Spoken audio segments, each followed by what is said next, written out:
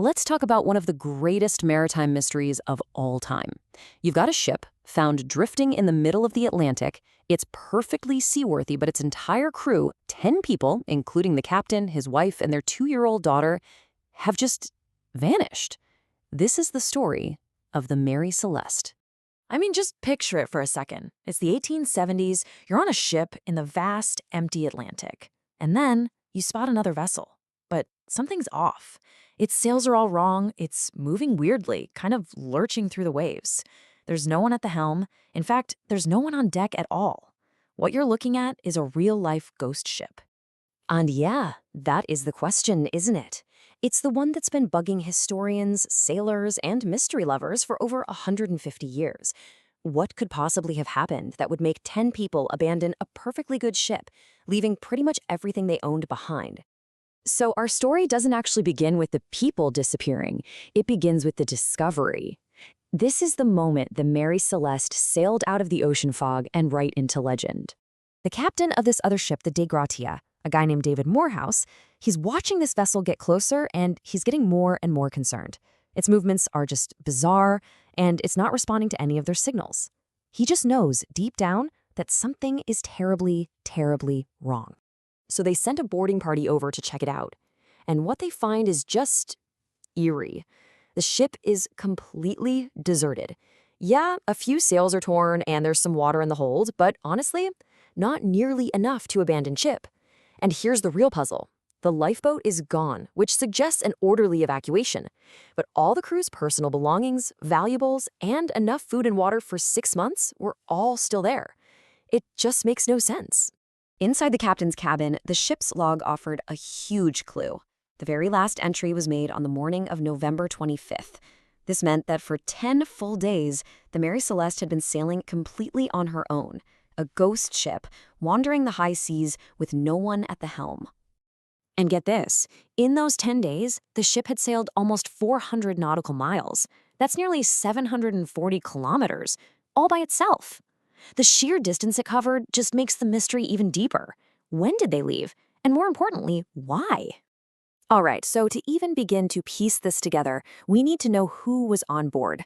Because these weren't just names on a crew list. These were real people with families and lives right at the center of this whole thing. And we're not talking about some ragtag group here. Captain Benjamin Briggs was a highly experienced and respected sailor. He'd even brought his wife, Sarah, and their 2-year-old daughter, Sophia, along for the voyage. The crew he handpicked were all described as peaceable and first class. These were solid, competent people, not the kind who would panic or start a mutiny. And this quote, man, it's just heartbreaking. It's from a letter Sarah Briggs wrote to her mother-in-law right before they set sail. She's talking about her young son, Arthur, who they had to leave back home. It's just a powerful, painful reminder that this isn't some campfire story. It's a real family tragedy. So the voyage starts out totally normal. The ship leaves New York on November 7th, headed for Italy. But you're going to want to pay close attention to the cargo, 1,701 barrels of industrial alcohol. Believe me, that little detail becomes very, very important later on. The crew of the Dei Gratia actually managed to sail the Mary Celeste all the way to port. But that's when a whole new chapter in this bizarre story begins, the official investigation. The ship was brought to Gibraltar, and a Vice Admiralty court was set up immediately.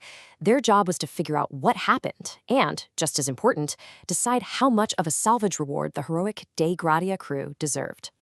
Now, the guy leading this investigation was a man named Frederick Solly Flood, and from the moment he stepped on board, he had a dark theory. He was completely convinced that the crew had gotten into the cargo, gotten drunk, murdered Captain Briggs and his family in a frenzy, and then sailed off in the lifeboat. But here's the thing.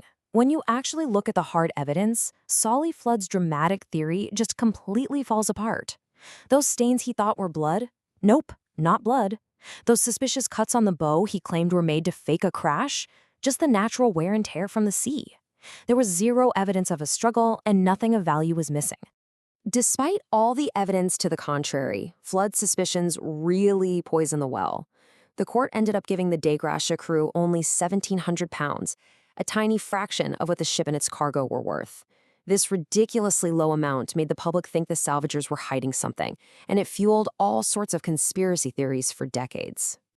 So, with the official inquiry being a total bust, the door was wide open for speculation. And people came up with, well, a lot of ideas. Let's look at some of the more plausible theories that have popped up over the years.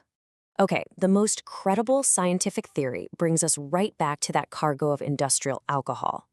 The thinking is that some of the barrels leaked, filling the ship's hold with highly flammable vapor.